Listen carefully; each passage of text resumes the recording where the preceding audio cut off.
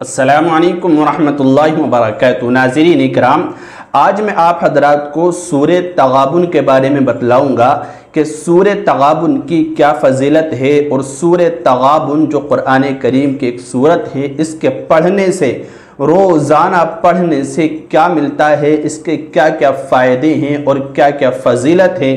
پیارے رسول صلی اللہ علیہ وسلم نے اس سورت کے بارے میں کیا ارشاد فرمایا ہے، اور اکابرین نے اس سورت کے بارے میں کیا ارشاد فرمایا ہے، اس سورت کے پڑھنے سے کیا کیا نصیب ہوتا ہے اور کیا کیا ملتا ہے، اس کے بارے میں سوالات بھی تھے کہ آپ کوئی ویڈیو بنائیں سورہ تغابن کی فضیلت کے بارے میں۔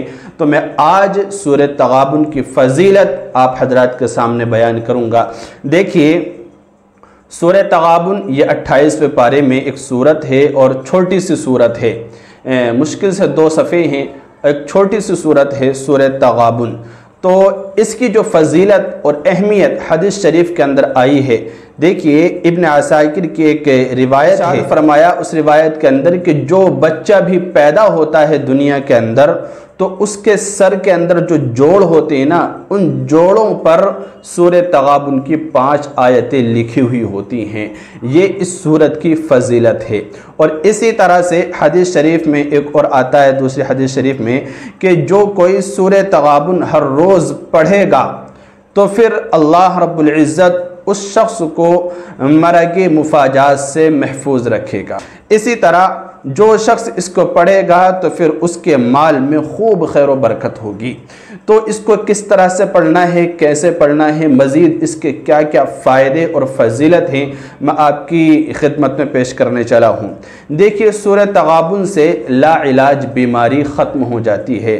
یعنی بعض مرتبہ ایسا ہوتا ہے کہ انسان علاج کرتے کرتے تھک جاتا ہے، کوئی مہلک بیماری، کوئی لا علاج بیماری میں وہ جگڑ جاتا ہے اور گھر جاتا ہے، تو سورہ تغابن کا پڑھنا اس لا علاج بیماری سے چھٹکارا دلا سکتا ہے۔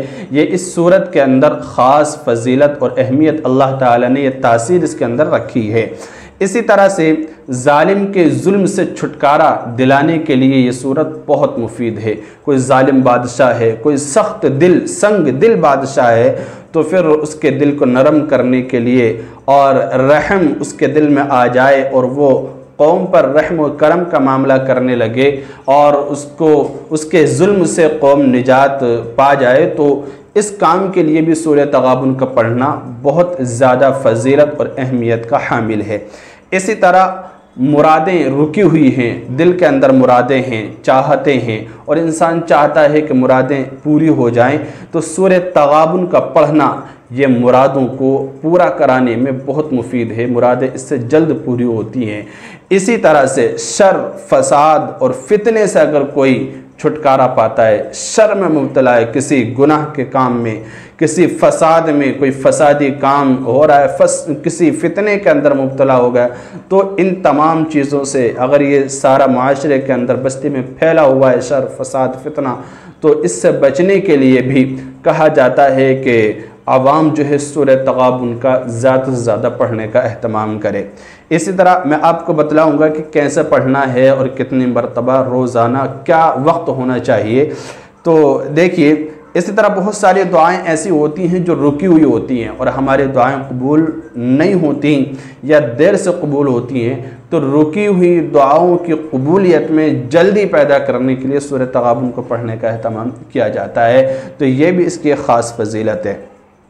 اسی طرح جادو، نظر، جنات وغیرہ کے اگر کوئی اثر میں مبتلا ہو گیا اور یہ چیزیں اس کو پریشان کرتی ہیں، تو بھی سورہ تغابن پڑھنے سے ان تمام چیزوں سے چھٹکارا پایا جا سکتا ہے۔ دیکھیے، قرآن کریم کی جتنی بھی صورتیں ہیں اور قرآن کریم کا ایک ایک حرف اور ایک ایک صورت، ایک ایک صفحہ، ایک ایک رکوع بڑی فضیلت کا اور بڑی اہمیت کا حامل ہے۔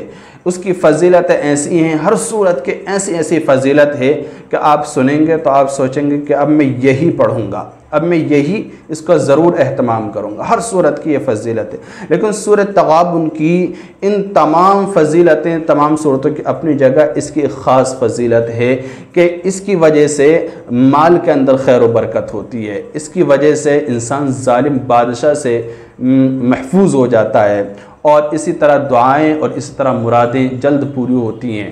تو دیکھیے اس کو کس طرح سے پڑھنا ہے۔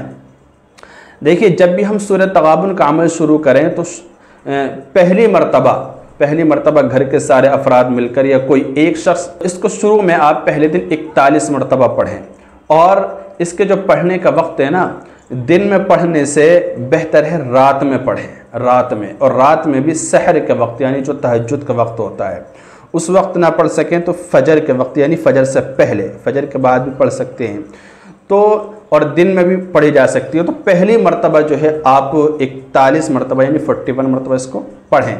اس کے بعد روزانہ زندگی کے اندر ایک مرتبہ زیادہ سے زیادہ 3 مرتبہ پڑھنے کا اس کو معمول بنا لیں۔ جب آپ اس طرح سے معمول بنا لیں گے، لا علاج بیماری سے آپ محفوظ رہیں گے، ظالم کے ظلم سے محفوظ رہیں گے، مرادیں آپ کی پوری ہوں گی، دعائیں جلدی قبول ہوں گی، شر فساد فتنے سے آپ بچے رہیں گے۔ اسی طرح جو ہے آپ کی مال میں خیر و برکت ہوگی۔